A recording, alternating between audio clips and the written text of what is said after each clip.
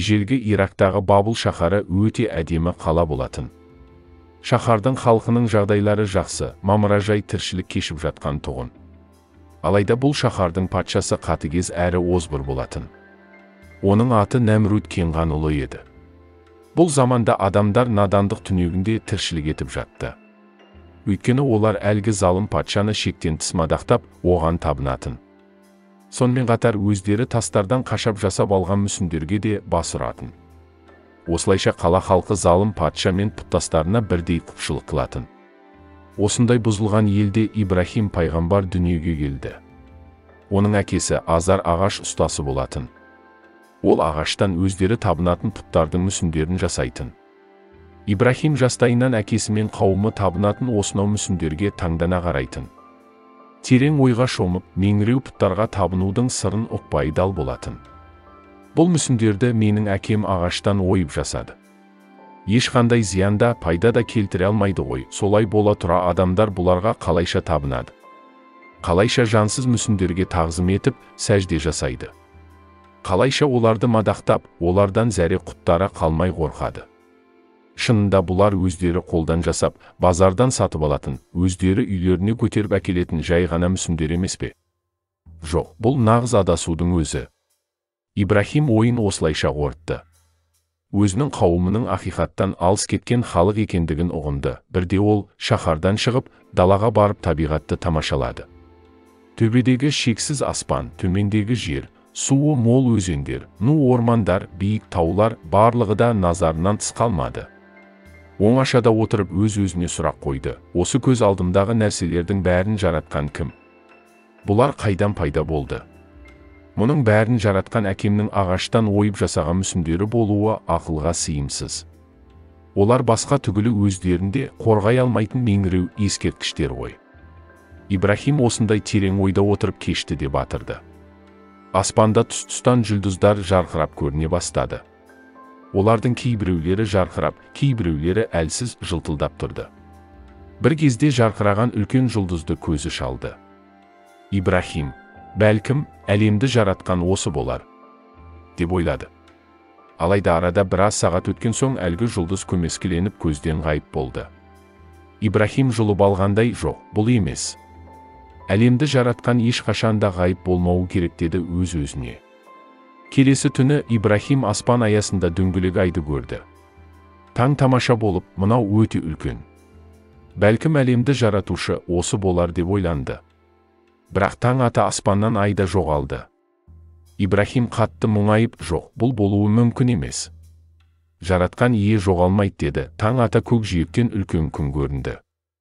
Ибрахим, бәлкім, осы жаратушы болар деп ойланып көрді.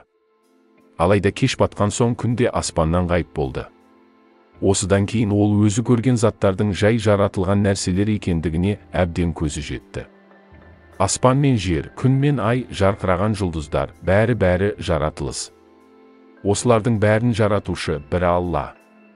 Көптен бергі мазалаған ойдың түйініне жеткен Ибрахим осы тұста ішінен, уа, халқым, мен сендердің табынғандарыңа ешқашанда табынбаймын. Жүзімді, бар ынтамды көктер мен жерді жаратқан жалғыз жаратушыға бұрдым. Мен оған ешқандай серік қоспаймын. Менің құлшылығымда, тіршілігімде, өлімімде әлемдердің иесі Алла үшін ғана болмақ, деп шешті. Осылайша Ибрахим жаратқан иесіне жол тапты. Оған жан тәнімен берілді. Тек Алладан ғана қорқып, Алладан ғана медет сұрайтын болды. Жаратушыға деген айқын сенім жүрегін баурап алды. Осылайша Раббысы оны туралыққа бастады. Алайда Ибрахим өзінің иманын бекіте түскісі келді.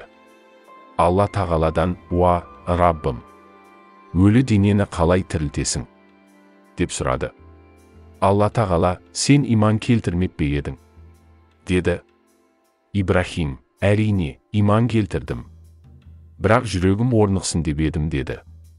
Сонда Алла тағала оған 4 түрлі құс әкеліп, оларды сойып, денелерін бөлшектеп, әр бөлшекті таулардың ұшар бастарына апарып тастап, сосын сол құстарды атап шақыруды бұйырды.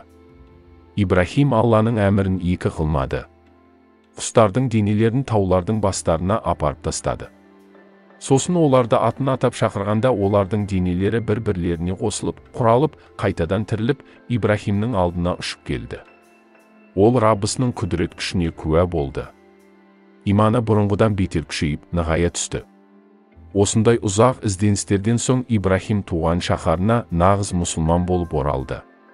Адамдарды әлемдердің жаратушысы, Алланың тура жолына, білім мен парасаттың жолына шақырғысы келді. Оған ең қиыны өзінің әкесі Азарға уағыз айту болды. Әкесі ол үшін адамдардың ішіндегі ең жақыны әрі ең жақсы көретіні болатын. Бірақ басқалармен бірге ол да қатты адасуда еді. Ибрахим әкесіне барып, сыпайы түрде әдеппен сөз бастады. «Уа, әке! Әкешім! Мына көзі көрмейтін, құлағы естімейтін, және өзіне еш пайда да келтіре алмайтын мүсіндерге неге табынасың, уа, әкешім? Маған Алла тарапынан бір білім берілді. Маған ерсең тура жолда боласың. Уа, әкешім! Шайтанға табынба. Шынында шайтан Алла тағалаға ашық қарсы шыққан, уа, әкешім! Мен сенің Алла тағаланың азабына ұшырап, шайтанға дос болуыңнан қатты қорқамын. Бірақ әкесінің даусы қатқыл шықты. Қатты ашуға булығып, ей, Ибрахим! Сен не деп тұрсың? Сен біздің табынып жүрген құдайларымызға қарсы шықпақсың ба? Егер райыңнан қайтпасаң, сені тас боран қылып өлтіремін. Жоғал көзіме көрінбей, деді ұлына. Ибрахим әкесінің бұл сөздеріне қатты қайғырды. Үміті ақталмады. Оз халқының тура жолдан ауытқып адасқанына, әкесінің де солардың қатарында екендігіне күйзелді. Әкесіне жаны ашып тұрып, аман бол, әке! Сен үшін Раббымнан кешірім сұраймын. Раббым маған тура жол көрсетті.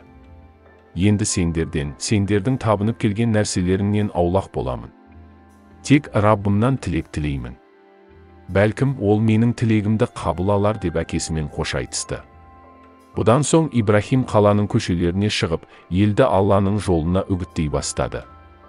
Адамдарды әр тараптағы ғаламның кереметтеріне үңіліп, терең ойлануға шақырды. Оларды осындай жолмен пұттарға табынудан аулақтатуды, жүректері мен ақылдарын оятып, адасудан қайтаруды ойлады. Сендер кімге табынасыңдар? Деп сұрады Ибрахим. Пұттарға табынамыз. Оларға бар ынтамызбен сыйынамыз, десті қауымы. Ибрахим, ал олар сендердің тілектеріңді ести ме? Немесе сендерге бір пайда не зиян келтіре ала ма? Деп сұрады. Қауымы оның бұл сөзін жақтырмай, бұларға ата-бабаларымыз да табынған. Сол дәстүрмен біз де табынамыз, десті. Сонда Ибрахим, сендер де, ата-бабаларың да осы кезге дейін адасып келгенсіңдер, деді. Сонда адамдардың кейбіреулері қатты ашуланып, енді біреулері кекетумен, ей, Ибрахим! Сен бізге нағыз ақиқатты әкелдің бе? Әлде бізді мазақ қылып тұрсың ба?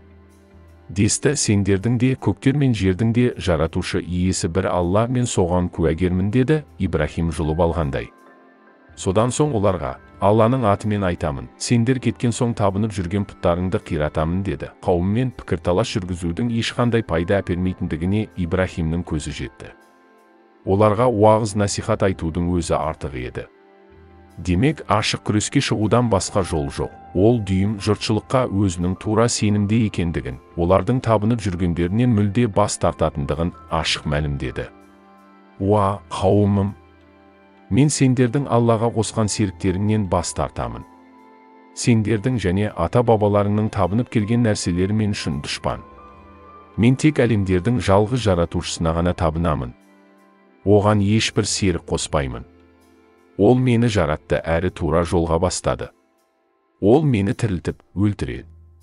Одан қиямет күні күнәларымды жарылқауына үміт етемін, деп жар салды. Осыдан соң Ибрахим қауымының жылда тойлайтын мейрамының келуін күтті. Ақыры сол күн туып, бүкіл шаһар жұрты қаладан сыртқа серуендеуге кеткенде ол пұттар тұрған ғибадатханаға барды. Бұл құлшылық орында жүздеген мүсін бар еді. Ибрахим пұттардың алдына құрбандық ретінде тасталынған тағамдар мен асыл заттарды көріп, кекесінді пішінмен, «Иә, неге жемей тұрсыңдар?»